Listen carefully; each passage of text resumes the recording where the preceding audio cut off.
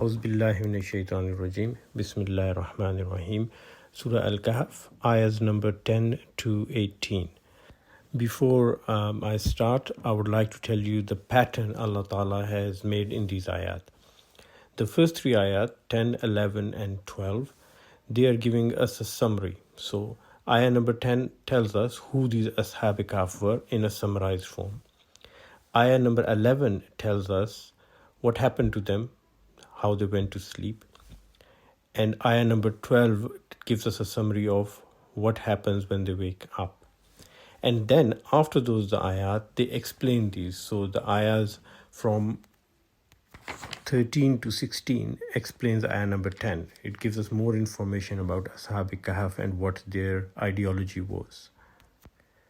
16, 17, 18 will tell us what happened to them in the cave when they were sleeping, which is an explanation of the ayah number 11. And they would also explain us the mechanism of their sleep in a very scientific way. So we'll do a scientific analysis of it. And 18 to 26 is going to tell us what happened after they woke up. And it would give us the historic account and what the discussions were among the people. And we'll do a forensic historical analysis of these ayat, inshallah. So first of all, the summary from 10 to 12. Bismillahir Rahmanir Rahim. إذ أوى الفتية إلى الكهف فقالوا ربنا آتنا من لدنك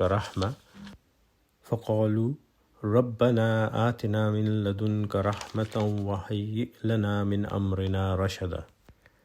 When those youths took refuge in the cave, they prayed, O our sustainer, bestow on us grace from yourself and endow us, whatever our condition, with consciousness of what is right. So this is a summary of who they are. They are young men, they are fitya, they are just in the age of adolescence, and what they are doing, they are asking Allah for help because they are believers. Ayah number 11, فَضَرَبْنَا عَلَىٰ آذَانِهِمْ فِي الْكَهْفِ سِنِينَ عَدَدًا. And thereupon we veiled their ears in the cave for many a year. So they could not hear any sounds around them. Their hearing went low. And remember, this is a very important mechanism of going to sleep, that your hearing goes low. And when you have to wake up, your hearing center, it gets activated again. And that's why a sudden noise will wake you up from the sleep. This is a very scientific thing, and we'll discuss it more, inshallah, when Allah Ta'ala is explaining it in the other ayat. Ayah number 12. ثُمَّ بَعَثْنَاهُمْ لِنَعْلَمُ أَيُّ الْحِزْبَيْنِ أَحْصَىٰ لِمَا لَبِثُوا أَمَدًا. And then we awakened them so that we might mark out which of the two parties or which of the 2 points of view showed a better comprehension of the time span during which they had remained in this state. So this is a summary of what has happened after they woke up. So Allah Ta'ala says they woke up, and Allah Ta'ala wanted the world to know what had happened. And Allah Ta'ala also wanted to see what comprehension would people have of this event and what are the lessons they would learn from it or derive from it.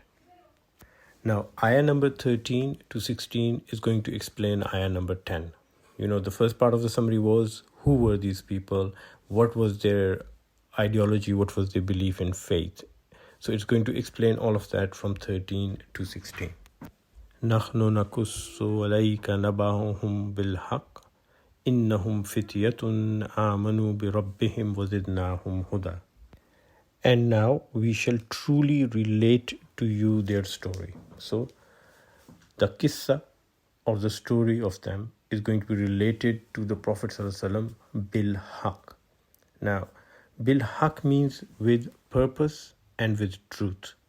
So it's not just truth, that it is free of any embellishments which have come over time from different legends and different sources, but it is also with purpose. So this is with purpose. Allah Ta'ala is going to tell you the essence of the story and is not going to go into unnecessary details. And this is very interesting because when the story is being told, there are some things which you will hear and you might think they look quite unnecessary. Allah didn't have to explain these things, didn't have to say these things. But Those things are very relevant, and inshallah we'll discuss how they are essential and why Allah Ta'ala mentioned them at that time and how they're relevant to the time that we are living in. The second part of the ayah was إِنَّهُمْ فِتْيَةٌ آمَنُوا بِرَبِّهِمْ وَزِدْنَاهُمْ هُدًى. Behold, they were young men who had attained to faith in their sustainer, and so we deepened their consciousness of the right way. Important thing to note here is they are not grown-up men, they are not mature men, they are not middle-aged or old men. Usually religion is associated with middle-aged men, with elderly men who are close to their death or towards the end of their life, and they are very strict about their faith. No, these are young men, and young men, they have like their hormone imbalances all over the place. Sometimes they act like a child, teenagers especially, at other times they act very mature. So although these are adolescents and very recently matured young men, but they have got a lot of faith in Allah. And not only have they attained the faith in their sustainer, Allah Ta'ala has rewarded them with a deepened consciousness of the right way. Ayah number 14. وَرَبَتْنَا عَلَىٰ قُلُوبِهِمْ إِذْ قَامُوا فَقَالُوا رَبُّنَا رَبُّ السَّمَاوَاتِ وَالْأَرْضِ لَن نَّدْعُو مِن دُونِهِ إِلَٰهًا لَن نَّدْعُو مِن دُونِهِ إِلَٰهًا لَقَدْ قُلْنَا إِذًا شَطَطًا.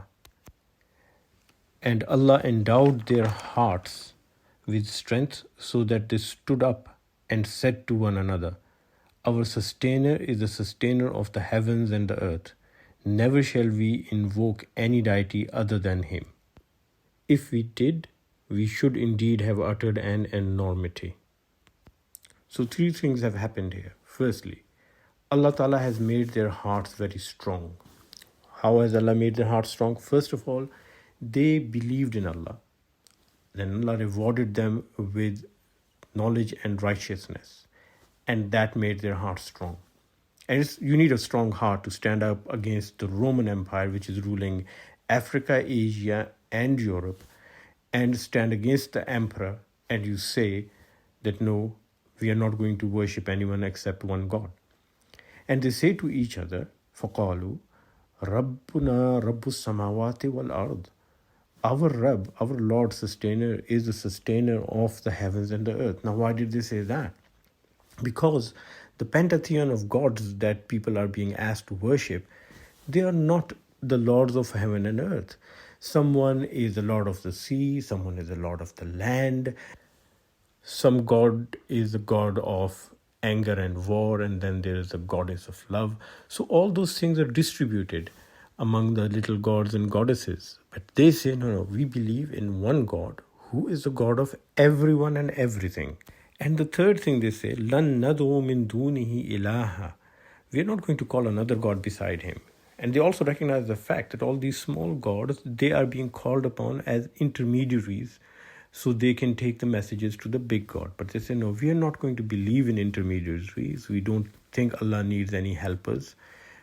We have a direct connection with Allah because of our faith. And then they justify it. They have looked into the faith and they've studied the religion and they've understood the religion. And they say, if we do not do this, if we agree with what the people are saying, then we have committed an enormous sin. And then the next ayah, they explain it. So ayah number 15. هَؤُلَاءِ قَوْمُنَا اتَّخَذُوا مِن دُونِهِ آلِهَةً. These people of ours have taken to worshipping other deities instead of him. لَوْلَا يَأْتُونَ عَلَيْهِمْ بِسُلْطَانٍ بَيِّنٍ.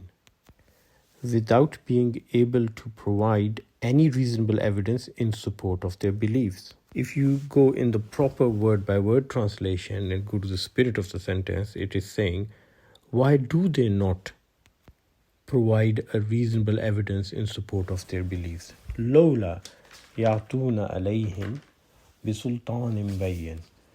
So here, this is important to note that these young boys are not just adherent to the faith blindly. They have studied their religion. They are ready to talk and discuss. They are ready to have a debate with them. And they say, well, bring us evidence that your gods are true, and we will prove to you they are wrong. And they have an understanding, a deep understanding of the religion at a very young age, and they're willing to stand up and argue the case. So it's not just blind faith that they're following. And next they say, فَمَنْ أَظْلَمَ مِمَّنِ افْتَرَى عَلَى اللَّهِ كَذِبًا. And who could be more wicked than he who invents a lie about God? And what are these lies? So they're twofold, the lies here. The first of them is that these people believe that the gods and goddesses, the idols they're worshipping, they are a form of God, they are a reflection of Allah, and they're intermediaries which they need to convey their message to Allah. They can't directly pray to Allah, they have to pray to them, and they will take the message up to Allah. And secondly, many of them have been attributed as children of God. So some of them are daughters of God, some are sons of God, or God has come and had a relationship with a human being, and they're half human and half God. Demigods, heroes they're called in the old Greek legends. The term hero actually means someone who is born after God has had a relationship with a woman. That is the meaning, original meaning of the word hero from the Greek legends and the Greek mythology. And because these creatures are half God, half man, they can do whatever they want. They can't commit a sin. So even if they kill someone or steal something from someone or commit any kind of felony, they cannot be held responsible for it because they are half God and half man. وَإِذْ اعْتَزَلْتُمُوهُمْ وَمَا يَعْبُدُونَ إِلَّا اللَّهَ فَأْوُوا إِلَى الْكَهْفِ يَنْشُرْ لَكُمْ رَبُّكُمْ مِنْ رَحْمَتِهِ وَيُهَيِّئْ لَكُمْ مِنْ أَمْرِكُمْ مِرْفَقًا. وَإِذْ اعْتَزَلْتُمُوهُمْ. So hence now that you have withdrawn from them, وَمَا يَعْبُدُونَ إِلَّا اللَّهِ, and all that they worship apart from Allah, فَأْوُوا إِلَى الْكَهْفِ, take refuge in the cave, يَنْشُرْ لَكُمْ رَبُّكُمْ مِنْ رَحْمَتِهِ, God will spread His grace over you, وَيُهَيِّئْ لَكُمْ مِنْ أَمْرِكُمْ مِرْفَقًا, and will endow you, whatever your condition, with all that your souls may need. The word mirfaq means anything by which one benefits. So they are saying to each other that now we have decided we are not going to worship their gods, and hence we are not part of their community. And in that case, we have to leave them. So this is hijrah, which Allah says that if you cannot practice your faith, you should move out from the land where you are being oppressed. So they say, let's leave this oppression and go to the cave. So they've already identified the cave. Now this cave, they have probably been to before. They know where it is, and they know it is safe and far away from the people. So they have identified the hideout. And they said, let's go there, and Allah Ta'ala is going to look after us. His mercy would be with us, and He is going to bless us with whatever we need. So up till here was actually an explanation of the summary given in ayah number 10. Now ayah number 11 had said that they slept in the cave for a certain years. And now the next ayahs are going to explain what happened and how it happened. But before we go there, let's look at this whole situation of sleeping in the cave. How can people go and sleep in the cave for many, many, many years? So first, let's look around us and see, does this happen in nature? And the answer is yes. It does happen in nature on regular basis. So there are creatures which go into a state of inactivity and metabolic depression. Their body temperature goes very low. They breathe very slowly. The heart rate goes very slow. At the very low metabolic rate, they're not burning a lot of energy. And most commonly, it happens in winter.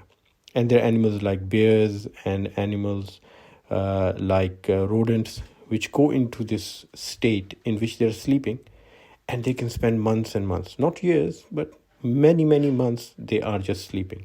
It's known as hibernation. And this is an active metabolic suppression rather than any absolute decline in the body temperature. So the metabolism is going down. And it's triggered by the lack of heat and especially when the daylight hours are less. Similar processes happen in other animals. Some animals, they happen like almost on daily basis or during days when there is difficulty for them to find food. It's known as torpor. And among reptiles, there's a mechanism of hibernation known as brumation, B-R-U-M-A-T-I-O-N. And in this, they go to sleep for many, many months, and they just wake up to drink water, and then go back to sleep. Another thing which is there is cryptobiosis. Now, what is cryptobiosis? When a living creature finds an adverse environment where they cannot thrive, like oxygen deficiency or low temperatures, again, their metabolic rate goes very low and they go into a state of suspended animation. Now, this state of suspended animation, it is a temporary slowing or stopping of the biological function. You can call it a hypometabolic or ametabolic state. And it's being used nowadays. They have something called deep hypothermic circulatory arrest, DHCA. And they use it by lowering down the metabolism of the body and putting a person in a coma-like state, especially when you're doing surgeries for them, which are over many, many hours, and you're doing heart transplants, and the heart is going to be out of the body. So we use that. And there are some chemicals which have been identified in the human body which can induce this state. Most of these are opioid-like chemicals known as enkephalins, and some synthetic ones have also been made which they're trying to use to induce this state in humans. Now, there are some requirements for hibernation. So like a big animal, like a bear, because that is similar in size to human beings to compare. If it goes for hibernation, what does it require? First of all, it requires reduced sensory perception. Just like sleeping, your senses go down, especially the hearing. The hearing center in the bear, when they go into hibernation, that becomes very suppressed. That's number one. Number two, they have to be away from light, because light is going to stimulate the awakening centers of the brain and make them wake up. So you have to be in a dark place. Just like sleeping, it's better to sleep in a dark place, and you sleep easier when it's dark. Number three, they need a cold environment, because a cold environment would reduce the body temperature and would also preserve most of their functions by reducing the body temperature. Number four, low metabolic activity. This ensures that they burn less calories and they don't need a lot of nutrition. So whatever the body reserves are, they can feed off them. Number five, they need oxygen. There should be oxygen. They cannot be in a very small, tight place where there's no oxygen available. And number six, they need some movement, because if they lie motionless in one state, they would get bed sores. So they have to have some movement. All of these things about hibernation are known to us now, because people have studied hibernating bears. They've put secret cameras in there. They've monitored the heat coming from their body, monitored the environment, the noise in the environment, the light in the environment, the oxygen. All these things have been monitored with equipment, and now we know these things. These things were not known 1400 years ago. Now let's see what Quran says. The very first thing in ayah number 11, Allah says, فَضَرَبْنَا عَلَىٰ آذَانِهِمْ. Allah Ta'ala has reduced their ability to hear. So the sensory perception has gone down, especially hearing, which is extremely important to induce hibernation. So the first requirement is fulfilled. Now let's go to ayah number 17. وَتَرَى الشَّمْسَ إِذَا طَلَعَتْ تَزَاوَرُهُمْ عَنْ كَهْفِهِمْ ذَاتَ الْيَمِينِ وَإِذَا غَرَبَتْ تَقْرِضُهُمْ ذَاتَ الشِّمَالِ وَهُمْ فِي فَجْوَةٍ مِّنْ. And for a long time, like for many a year, you might have seen the sun on its rising, inclining away from their cave on the right. Tazawwaru an kahfihim means it's inclining away, it's going away from the cave. Zat al-yamine, towards the right. Wa iza gharabat taqriduhum zat al-shimal. And on its setting, turn aside from them on the left. Wahum fi fajwatim min, while they lived on in that spacious chamber. So three things here. The sun does not shine. It turns away from the cave when it rises, and also when it is setting, the light does not fall on the cave. So what is happening here? No light. And we said for hibernation, you need a lack of light. Secondly, Allah says for many years, if you would have seen it happening for a long period of time, what happens if the sunlight does not reach a certain part of the planet Earth for a long period of time? It gets cooler and cooler and cooler. It goes so cold, it goes close to freezing temperatures. And we said it's very important for hibernation to have a cold environment. And that's why it's easy for bears to hibernate in winter, because it is cold. And the body metabolic rate also drops low. And there's no light. And where are they? They're lying in a spacious place. It's a big place. It's a cavernous cave. It's not a small place. And there's lots of oxygen in there. So you can see Allah Ta'ala has just shown us He's fulfilled the basic conditions which are required for someone to go into a state of hibernation. Now listen to the rest of the ayah, what Allah says now. ذَلِكَ مِنْ آيَاتِ اللَّهِ. This is from the signs of Allah. مَنْ يَهْدِيَ اللَّهُ فَهُوَ الْمُهْتَدِ وَمَنْ يُضْلِلْ فَلَنْ تَجِدَ لَهُ وَلِيًّا مُرْشِدًا. He whom Allah guides, He alone has found the right way. Whereas for him who He lets go astray, thou canst never find any protector who would point out the right way. So this is how Allah Ta'ala is protecting these young men who believe in Him. And He's showing His signs. And Allah is also saying, look, I am showing you all these scientific signs which you're going to find out after hundreds of years, more than 1,000 years. You'll find out how hibernation occurs and what requirements are there for it. And I created these for these young men hundreds of years ago. And this is from the signs of Allah. If you see these signs of Allah, you would be guided to the right path. But if you do not acknowledge these, then there's no way for anyone to guide you. Next ayah. وَتَحْسُبُهُمْ أَيْقَاظًا وَهُمْ رُقُودٌ. And thou would have thought that they were awake, whereas they lay asleep. So if you would have seen them, although you did not see them, but if you would have seen them, you would have thought they're awake. But they were actually asleep. Why would we think they were awake? And Allah explains why. وَنُقَلِّبُهُمْ ذَاتَ الْيَمِينِ وَذَاتَ الشِّمَالِ. And we cause them to turn over repeatedly, now to the right, now to the left. Now remember, we said that for hibernating creatures, if they do not move and stay in one place, they're going to have bed sores. But Allah Ta'ala says He's moving them. He has even given us the explanation of how He's kept their bodies healthy and fit and not caused any break in the skin or any sores to develop. Again, a very modern phenomenon. Now we know why and how bed sores develop and how they could be avoided. But Allah Ta'ala is explaining that in this process, He continuously moved them to right and the left, making sure that all the body areas are getting equal exposure to pressure. وَقَلْبُهُمْ بَاسِطٌ ذِرَاعَيْهِ بِالْوَسِيدِ.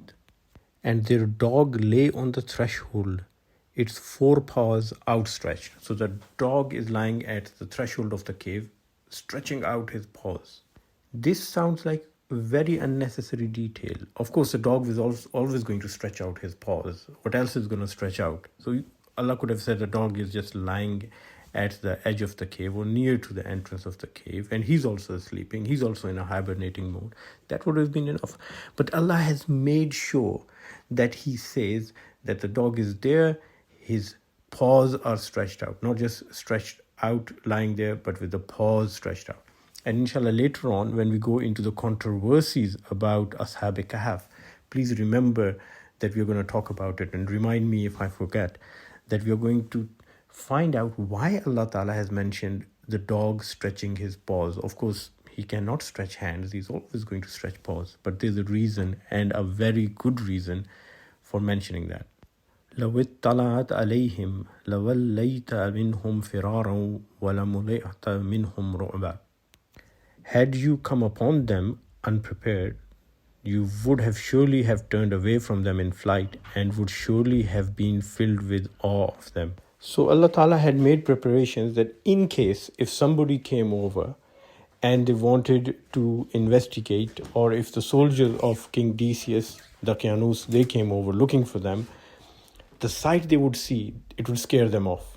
And even over time, over the decades and more than a century which passed, if anyone would ever venture, if someone is doing any kind of exploration trip and they've just gone up to the mountains and looked in the caves, if we would see them, they would have been so scared by the sight of it, that there's a big dog lying outside, and inside there are men who are lying, but they're tossing and turning. They would have run away.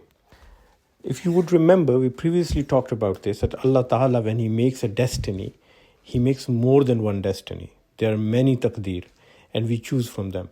So here Allah Ta'ala shows the same thing. So Allah Ta'ala has given free will to people. They could take any path they want. So in case if somebody would have used their free will and decided to go up to the mountain and look in this cave and explore the cave, Allah Ta'ala had made arrangements for that to be stopped too. So He had protected these young men by every possible way. No matter what happened, they were not going to be disturbed, they were not going to be awakened. Inshallah, tomorrow we will continue with the other ayat and we'll see what happens when they wake up and what are the controversies which develop after they wake up. And yes, of course, please do remind me, we have to talk about the dog with his paws stretched out, why Allah has so specifically mentioned that in the Quran.